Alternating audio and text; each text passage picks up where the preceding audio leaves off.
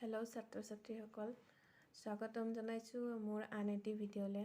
আজি মই এইটো ভিডিঅ'ত অনুশীলনী 1.2 চামছবিলাক ডিছকাছ কৰিম। তো এইটো চেপ্টাৰত আমি অপৰিমেয় সংখ্যা আৰু ৰিয়েল নাম্বাৰ সম্পৰ্কে পাম। তো ৰিয়েল নাম্বাৰ কাক বোলে? ৰিয়েল নাম্বাৰ হৈছে পৰিমেয় আৰু অপৰিমেয় সংখ্যাবোৰক একেলগে ৰিয়েল নাম্বাৰ বুলি কোৱা হয়। আৰু অপৰিমেয় সংখ্যা কোনবোৰ? যিবোৰ সংখ্যাক আমি p/q আকাৰত প্ৰকাশ কৰিব নোৱাৰোঁ সেইবোৰে হৈছে অপৰিমেয় সংখ্যা। অপৰিমেয় সংখ্যাবোৰ যেনেকৈ বৰ্গমূল ভিতৰত থকা মৌলিক সংখ্যাবোৰ, যেনেকৈ √3, √5, √11, √19 এইবোৰ হৈছে অপৰিমেয় সংখ্যা। যেনেকৈ √3, তাৰপিছত √5, √7 এইবোৰ হৈছে অপৰিমেয় সংখ্যা। আৰু পাই এইবোৰ অপৰিমেয় সংখ্যা।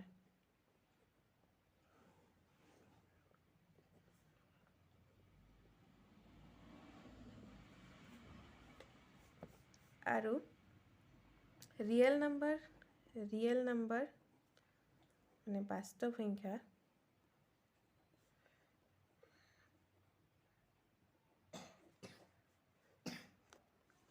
পৰিমেয় আৰু অপৰিমেয় সংখ্যাবোৰক একেলগে বাস্তৱ সংখ্যা বুলি কোৱা হয়। আৰু বাস্তৱ সংখ্যাক আমি কেপিটেল আৰটোৰে আমি বাস্তৱ সংখ্যাটোক বুজাওঁ। তো আমি গম পালোঁ বাস্তৱ সংখ্যাত পৰিমেয় আৰু অপৰিমেয় সংখ্যা থাকে। আৰু অপৰিমেয় সংখ্যাবোৰ কোনবিলাক? ৰুটৰ ভিতৰত থকা নাম্বাৰবোৰ, ৰুটৰ ভিতৰত থকা মৌলিক সংখ্যাবোৰে হৈছে অপৰিমেয় সংখ্যা। কুৱেশ্যন নম্বৰ 1ত আমি সত্য নে অসত্য উল্লেখ কৰিব লাগে আৰু আমাৰ উত্তৰটো যথাৰ্থত প্ৰতিপন্ন কৰিব লাগিব। তো প্ৰথমটো হৈছে প্ৰতিটো অপৰিমেয় সংখ্যাই এটা বাস্তৱ সংখ্যা।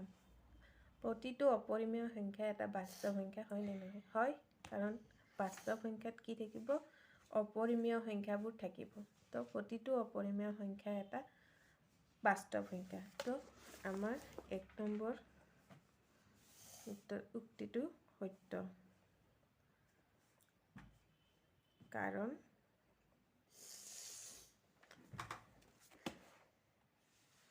কাৰণ বাস্তৱ সংখ্যাত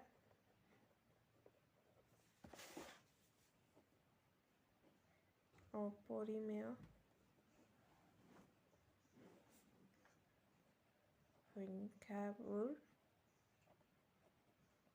থাকে আৰু পৰিমেয় সংখ্যাবোৰো থাকে। তো এতিয়া নেক্সটটো চাম। সংখ্যা ৰেখাৰ প্ৰতিটো বিন্দুৱে √m আৰ্হিৰ, য'ত m এটা স্বাভাৱিক সংখ্যা। সংখ্যা ৰেখাৰ প্ৰতিটো বিন্দুৱে √m আৰ্হিৰ। সংখ্যা ৰেখাৰ প্ৰতিটো বিন্দুৱে √m আৰ্হিৰ নহয়, কাৰণ সংখ্যা ৰেখাডালৰ প্ৰতিটো সংখ্যা √m আৰ্হিৰ নহয়, কাৰণ √mৰ ভিতৰত আমি √m আৰ্হিত ইয়াত মাইনাছ থকা সংখ্যা লিখিব নোৱাৰোঁ, যেনেকৈ -5, -7 এইবোৰ সংখ্যা লিখিব নোৱাৰোঁ। তো কি হ'ব? আৰু mটো ইয়াত স্বাভাৱিক সংখ্যা বুলি কৈছে। তো mটো স্বাভাৱিক সংখ্যা হ'লে স্বাভাৱিক সংখ্যা কেতিয়াও নিগেটিভত নাহে। তো এইটো উক্তি অসত্য হ'ব।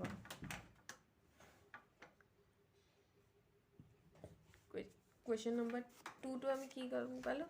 সংখ্যা ৰেখাৰ প্ৰতিটো বিন্দুৱে √m আৰ্হিৰ নহয় আৰু স্বাভাৱিক সংখ্যা কেতিয়াও মাইনাছত আমি লিখিব নোৱাৰোঁ। তো এইটো এটা অসত্য উক্তি।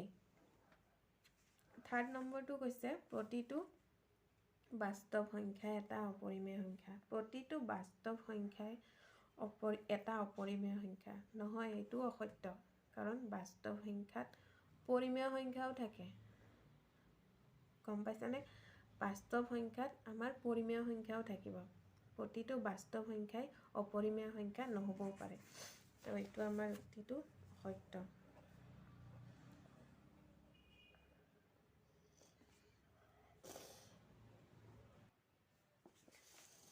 কুৱেশ্যন নম্বৰ 3টো অসত্য।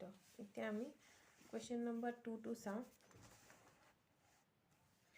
সকলো ধনাত্মক অখণ্ড সংখ্যাৰ বৰ্গমূল অপৰিমেয় নে যদি নহয় তেনেহ'লে এটা সংখ্যাৰ উদাহৰণ দিয়া যাৰ বৰ্গমূল এটা পৰিমেয় সংখ্যা সকলো ধনাত্মক অখণ্ড সংখ্যাৰ বৰ্গমূল অপৰিমেয় হয় নে নহয় সুধিছে সকলো ধনাত্মক অখণ্ড সংখ্যাৰ বৰ্গমূল অপৰিমেয় সংখ্যা নহয়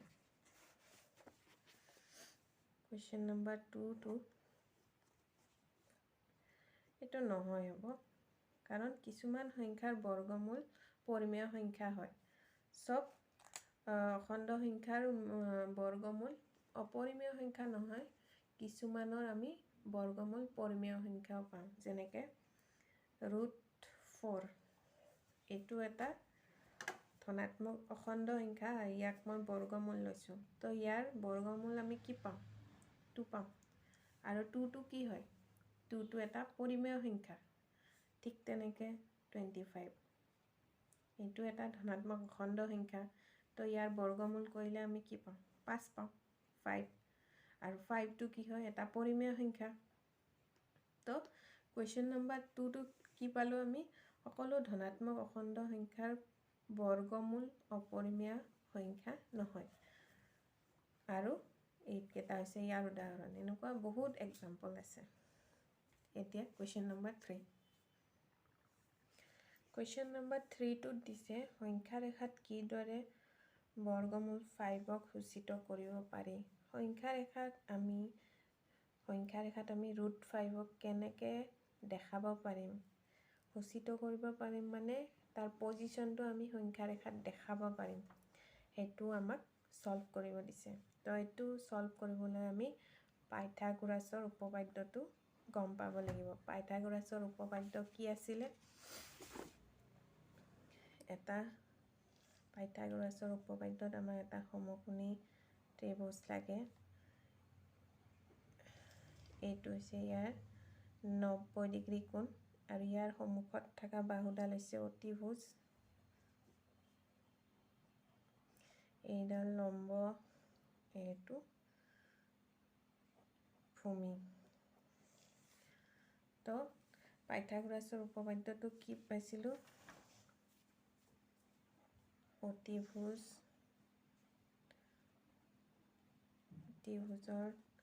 বৰ্গ সমান ভূমি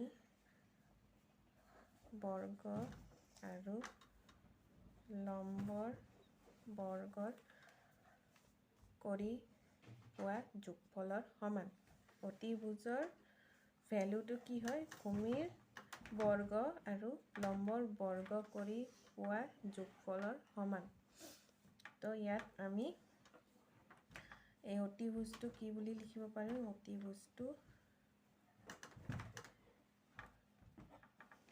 ৰুট ভূমি বৰ্গ প্লাছ লম্বৰ বৰ্গ আমি ইয়াৰ স্কুৱেৰটো আঁতৰাই দিলে কি হ'ব ইয়াত ৰুট আহি যাব বৰ্গমূল চিম্বলটো আহি যাব তো ইয়াত বৰ্গমূল হ'লে কি হ'ব ভূমিৰ বৰ্গমূল প্লাছ লম্বৰ বৰ্গমূল তো এতিয়া আমি এইটো সলভ কৰিবলৈ কি কৰিম এডাল সংখ্যা ৰেখা ড্ৰ কৰিম সংখ্যা ৰেখাত এইটো 0 এইটো 1 এইটো 2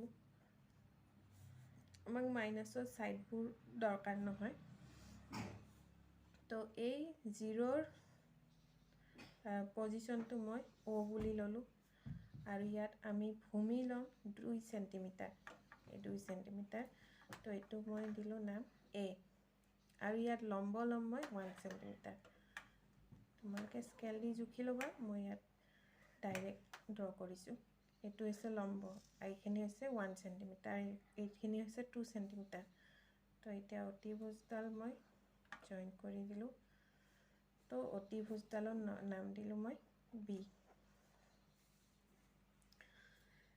তো এইটো পালোঁ এটা সমকোণী ত্ৰিভুজ এইটো এংগল সমকোণ হয় তো এইখিনি হৈছে 2 সেন্টিমিটাৰ এইখিনি হৈছে 1 সেন্টিমিটাৰ তো আমি এতিয়া √5ৰ পজিশ্যন কেনেকৈ দেখাম √5 মানে আমি কি বুজি পাম √5 মানে আমি কি লিখিব পাৰোঁ 2 স্কুৱেৰ প্লাছ 1 স্কুৱেৰ 2 স্কুৱেৰ মানে 4 আৰু 1 মানে 1 1 স্কোয়াৰেটো ভ্যালু 1 হ'ব তো ইয়াত 2 স্কোয়াৰ মানে মই এই ভূমিৰ ভ্যালুটো লৈছোঁ 2 স্কোয়াৰ আৰু 1 মানে এই লম্বৰ ভ্যালুটো লৈছোঁ তো ইয়াত আমি পালো √5 তো এতিয়া মই কি কৰিম এই ওৰ পৰা বি লৈকে কম্পাছৰ সহায়ত মেজাৰমেণ্টটো লৈ পেলাই ইয়াত মই এতিয়া মই ওত কেন্দ্ৰ কৰি OBৰ সমান ব্যাসাৰ্ধ লৈ এটা বৃত্তৰ চাপ যদি অঙ্কন কৰোঁ ইয়াত কেন্দ্ৰ কৰি তেতিয়া এই বৃত্তৰ চাপটোৱে ইয়াত P বিন্দুত কাট কৰিব আৰু এই P বিন্দুটোৱে হ'ব সংখ্যা ৰেখাত √5ৰ পজিশন √5ৰ অৱস্থিতি বুজি পালা ওত কেন্দ্ৰ কৰি OBৰ সমান ব্যাসাৰ্ধ লৈ বৃত্তৰ চাপ এটা অঙ্কন কৰিলে ইয়াত P বিন্দুত কাট কৰিব সংখ্যা ৰেখাত আৰু এই P বিন্দুটোৱে হৈছে ইয়াত √5ৰ পজিশন সংখ্যা ৰেখাত এই P বিন্দু টোৱে সংখ্যা ৰেখাত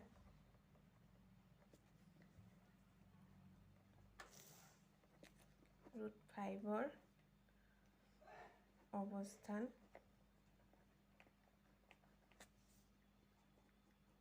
নিৰ্দেশ কৰে